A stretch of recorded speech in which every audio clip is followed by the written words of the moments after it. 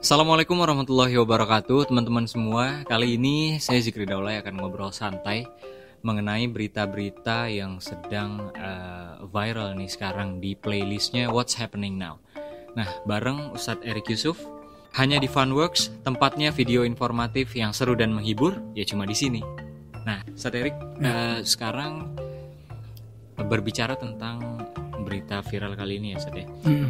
Mau nanya nih Ustadz, gimana pendapat Ustadz soal wabah virus corona yang sedang happening ini, dan bagaimana pendapat Ustadz untuk kita sebagai umat manusia dalam menghadapi virus ini?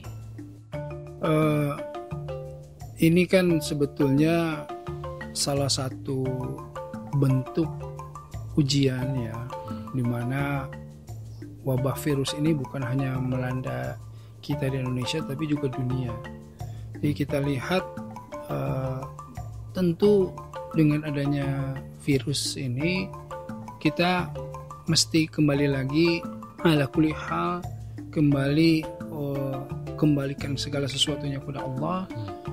Bagaimana sebetulnya upaya atau ikhtiar kita dalam kemudian mencari obatnya, kemudian menghindari penyebarannya. Ini yang menjadi penting sekali, karena memang konsep Islam itu sebetulnya kan prosesnya penting sekali. Jadi kalau kita lihat faida faraqta fansob wa ila rabbika farqob. Jadi Allah memerintahkan bersungguh-sungguh kamu untuk menyelesaikan satu urusan itu, tetapi memohon tentu hasilnya hanya kepada Allah. Jadi dalam menghadapi ini kita harus bersungguh-sungguh. Sungguh-sungguhnya itu pertama begini, sungguh-sungguh jangan menjadi orang yang terkena virus, jangan menjadi orang yang menebarkan virus, jangan juga kemudian sudahlah kita la haula wala quwata illa billah saja, kemudian mati di tangan Allah. Memang iya, tetapi kan permasalahannya bukan masalah mati di tangan Allahnya, semua juga pasti mati di tangan Allah.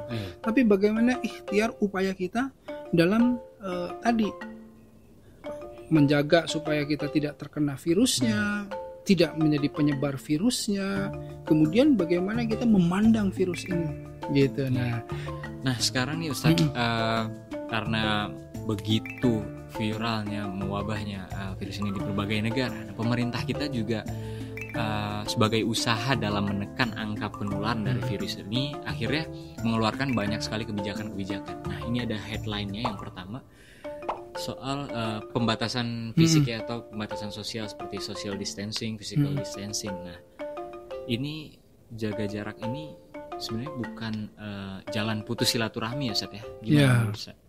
Begini, ini yang tadi juga sempat saya singgung bahwa virus ini penyebarannya itu, kekuatan dari virus ini adalah kekuatan penyebarannya yang cepat sekali, ya, masif dan cepat sekali.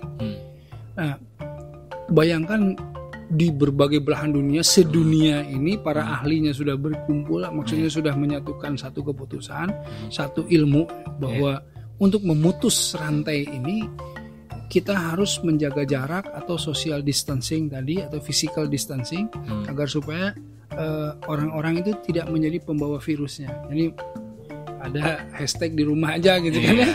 Nah, salah satunya pemerintah kita juga menginginkan kita di rumah saja, tidak beraktivitas sementara waktu, agar supaya virus ini yang berbahaya ini tidak saling menularkan. Dan ini menurut saya, ini adalah satu keputusan yang harus kita kompak berjamaah untuk mendukungnya. Kalau nggak berjamaah sulit juga loh. Misalnya Jakarta saja melakukan ini, tapi yang Bandung enggak, atau yang Jawa Tengah enggak, yang ini enggak. Nanti kan akhirnya keluar masuk, akhirnya dia menebarkan kemana-mana. Jadi sebetulnya ini mesti kompak. Kalau semua kompak, saya kira masa inkubasi itu 14 hari ya selesai 14 hari. Tapi kalau nggak kompak, mungkin sebulan, 2 bulan, 3 bulan nggak selesai, karena di sini diem, di sebelah sana bergerak, di sini kan jadi saling menularkan tetap. Nah, ini yang kita harus berjamaah. Umat Islam justru harus menunjukkan bahwa umat Islam itu umat yang kompak, yang mudah sekali. Kalau misalnya kita harus bersama-sama untuk melawan sesuatu, kita juga harus berjamaah seperti merapatkan sholat ya, merapatkan saf sholat, sufufakum, itu kan sebetulnya latihan bagaimana kita bersama-sama berjamaah menghadapi sesuatu. Apalagi ini satu wabah gitu. Ayo sama-sama. Nah, physical distancing ini tentu kita harus dukung karena memang menurut para ahli seperti itu. Apalagi ulama sudah kemudian mengeluarkan dalil-dalil yang memang mendukung ini semuanya. Kita ikuti saja, ikuti masalah bagaimana social distancing dan masalah silaturahim.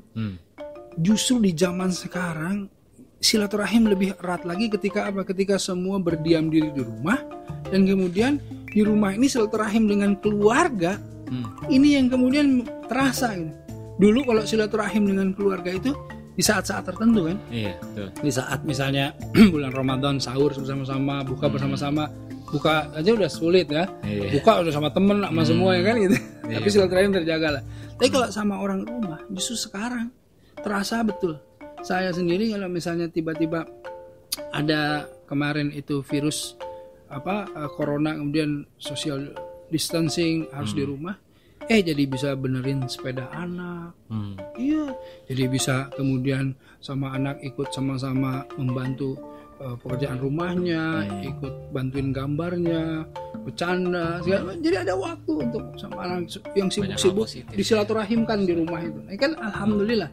Nah dengan teman-teman yang lain nggak putus silaturahim juga karena apa? Karena justru menggunakan teknologi. Nah, karena teknologi bahkan kepakai sekali nih, telekonferensi dan lain-lain kepakai kan, meeting dan lain-lain kepakai. Jadi dan saya melihat bahwa positifnya di sosial media dan lain-lain, orang-orang itu berusaha menebarkan berita-berita yang positif. Nah, itu yang saya senangi karena silaturahim itu tidak akan terputus ya, walaupun kita harus berdiam di rumah gitu. Gitu teman-teman. Jadi sekarang udah di eranya teknologi, udah 4.0, jadi udah serba digital semuanya. Jadi masih bisa ya kita silaturahmi dengan berbagai cara, baik itu video call, dari sosial media juga kita bisa lebih kenal banyak orang lagi gitu.